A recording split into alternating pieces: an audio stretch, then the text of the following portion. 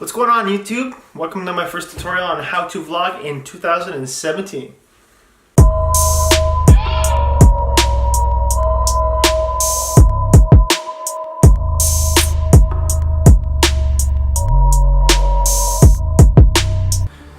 Today I'm going to be going over why I started vlogging, the benefits of vlogging, what cameras I used to start vlogging, what cameras I have now for vlogging, what software I use for vlogging, and cheap alternative softwares for you guys to start off. The reason I started vlogging was because I felt that I lost my passion, all my passions. I felt like I had lost my passions. I didn't have any hobbies. I was just working, coming home, going to the gym, and that was it. I wanted to do something more with my life, and I started watching Gary Vaynerchuk, and he had taught me the benefits of vlogging. He had taught me it doesn't hurt. It's good to get in front of a camera, to be comfortable with yourself. He really taught me that I should be myself and be more self-aware. And I think recording, I've always wanted to try videography, photography, and I took the plunge and I jumped right into it. The first camera I had for vlogging was a GoPro Hero 4 Silver. I got it for a Christmas gift. My parents had given it to me, and I was like, I want to do something with this. I want to do more than just take it out for action shots. I want to use it. I want to use it as much as I can, and because I was always interested in videography and photography, I was bringing the Hero 4 with me everywhere. The GoPro Hero 4 Silver is an action cam. It is the predecessor of the Hero 5. It comes with a built-in touchscreen and waterproof with its housing. At a resolution of 4K, it offers 15 frames per second, and at a resolution of 720, it offers 120 frames per second. The accessories that came with it were the dual battery charger and a 16 gigabyte memory card. Over the next few months, I purchased a selfie stick, a chest strap, a head strap, water float, and more.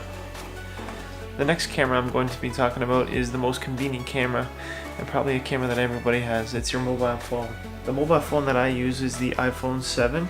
In the standalone camera app supplied by Apple, the iPhone 7 offers 4K at 30 frames per second, 60 frames per second at 1080p, 30 frames per second at 1080p, and 30 frames per second in 720p. One of the apps that I suggest using while vlogging is ProCam. It offers 240 frames per second at 720p, 24 frames per second at 1080p, 25 frames per second at 1080p, or 30 frames per second at 1080p. The app itself is not only good for video, it is also good for pictures too. It offers a customized version of a photo app that allows you to switch the aperture and the shutter speed. I put my phone to good use when it was time to go out in public, and I didn't want to bring my DSLR camera or my GoPro. It's small, compact, and it fits in your pocket, and you can take it anywhere. And you don't have to feel weird when you take it out and record something. This camera is the most affordable and has the easiest access to the general public. One item that's good to purchase if you're vlogging on your cell phone is an external battery. I use one of Anker's external batteries to help out for my charging on the go. And trust me, it's a good investment, not even just for vlogging, just to have in general. The DSLR camera that I recently purchased is the Canon EOS 80D. It's a DSLR camera that offers 1080p at 60 frames per second. In terms of video, the quality is obviously the best that I've had so far out of all three of my cameras. It offers picture profiles that come with most Canon cameras. I like using the Canon 80D when there's not a lot of people around and when it's not too cluttered. For instance, I wouldn't bring it to a nightclub if I'm going for a birthday, or I wouldn't bring it to a restaurant, maybe the odd restaurant depending on how packed it is. The Canon 80D came with an 18 to 135mm lens with an aperture of 35 to 56 depending on how far you zoom in. Recently, I've purchased a 24mm that has 2.8 aperture and a 50mm that has 1.8 aperture. 50mm is for full frame cameras but still works on this type of camera. The only extra accessories I bought are the two lenses, a tripod from PhotoPro called the PhotoPro C40i, a backpack made by LowPro, and a video micro mic from Rode. The software I'm currently using to edit is Premiere Pro from Adobe. It's a more sophisticated software and allows you to do a lot of complicated editing and advanced editing that you see in the movies. I recommend this to somebody who wants to take their vlogs a little bit further and wants to go the extra mile of offering more effects, transitions, and more. The first editing software I started off with was Apple's iMovie. It's easy to use and very simple and perfect for vlogging. It offers basic transitions, titles, some sort of color grading, allows you to cut footage, It does offer some audio effects, but very minimal. I recommend this because it's easy to use, it's free on Apple's products. Other ones that I recommend are Windows Movie Maker, but I don't think it's as strong as iMovie.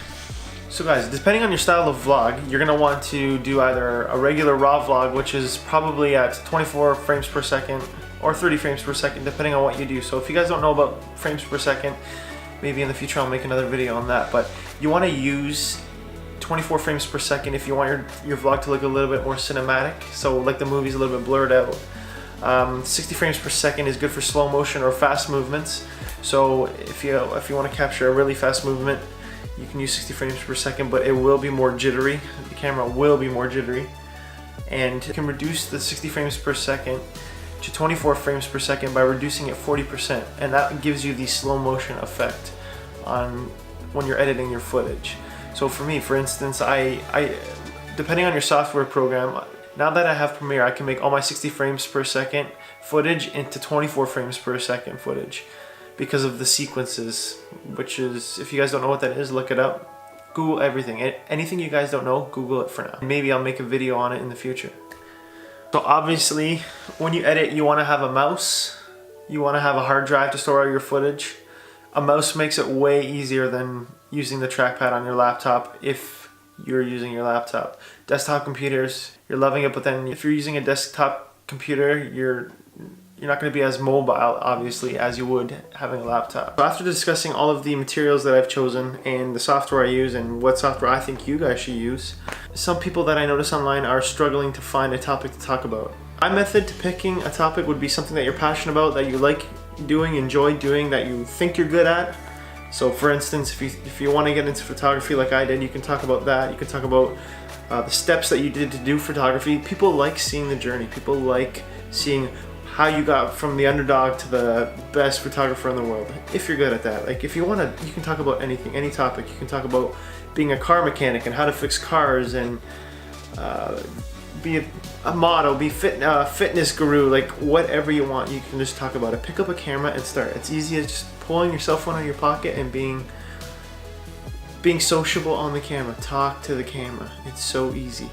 It's so easy. And this device right here makes it so much easier nowadays because it's so accessible, and with all the apps and editing softwares on the phone, not even on your computer but on the phone, it makes it so easy to vlog, like super easy. Another thing to do is to include your own style into vlogging. So be yourself, don't be something you're not. Be in your vlogs, include who you are as a person, include your personality.